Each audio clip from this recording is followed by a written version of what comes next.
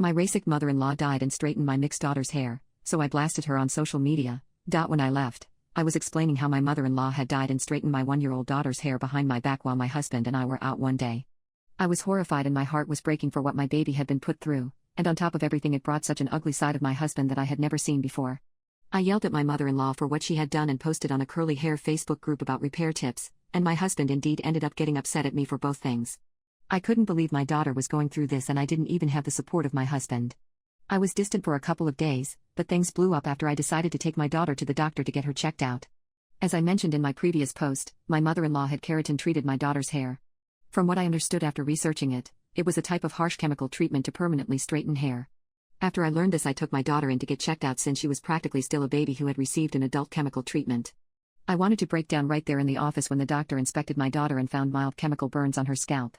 I thought things couldn't get worse, but he then explained to me that she would need antibiotics as well as a topical ointment, and it was in my daughter's best interest for her to get a short haircut so the ointment could reach her scalp more effectively. I was in tears, but I knew I needed to do what was best for my baby after she had been put through so much. I took her to get her hair cut very short after the doctor's, and when I got home that night I sat my husband down again and told her about my daughter's injuries, as well as my concerns about his lack of reaction.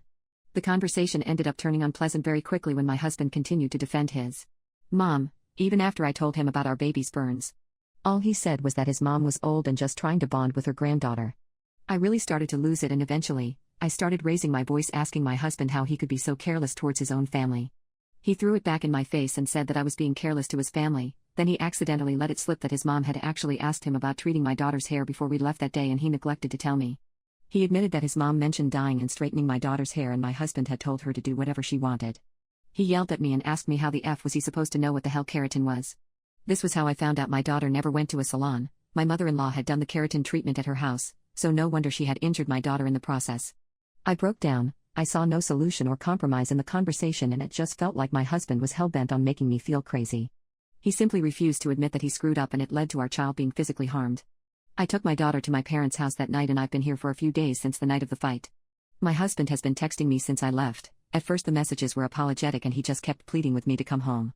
But then soon turned nasty and he kept accusing me of overreacting and acting out of line. He said I was the only one making issues and that my daughter's burns were already being treated and her hair was already gone, so there was no point in me still being angry.